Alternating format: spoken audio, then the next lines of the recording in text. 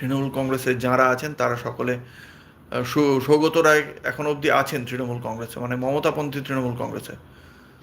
যদি চোর বলতে হয় এই নারদার টাকা নেওয়ার জন্য, আপনি যদি এই কাকলি ঘোষ দস্তিদারের দিকে আঙুল তোলেন, তাহলে তো সৌগত রায়ের দিকেও আঙুল তুলবেন। আর সৌগত রায়কে দলে রেখে দেওয়ার জন্য, কাকলিদের এতদিন পোষার জন্য, তার জন্য কে দায়ী? মমতা বন্দ্যোপাধ্যায় দায়ী না অন্য কেউ দায়ী?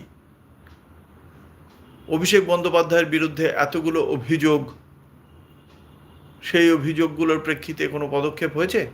হয়নি তো।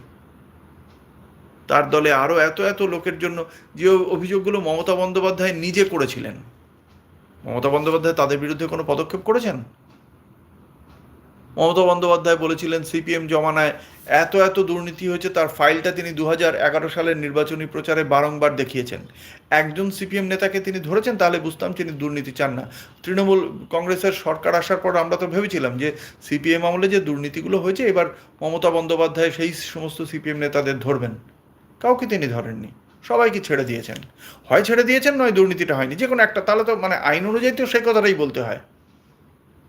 মমতা বন্দ্যোপাধ্যায় এখন যদি বলেন যে কাকলি ঘোষ দস্তিদার নারদের টাকা নিয়েছেন, আমি কেন বিশ্বাস করব? কারণ তিনি তো তার দলে রেখে দিয়েছেন, এতবার ধরে তাকে টিকিট দিয়েছেন। তাহলে তো আমি বিশ্বাসই করবো না। মমতা বন্দ্যোপাধ্যায় তার মানে আজকে রাজনৈতিক প্রতিহিংসামূলক কথাবার্তা বলছেন, কারণ তার সরকার থাকা সত্ত্বেও তিনি তাদেরকে তাহলে ধরলেন না কেন? ফলে দোষটা মমতা বন্দ্যোপাধ্যায়েরও কিছু কম নয়, এটাও মাথায় রাখতে হবে।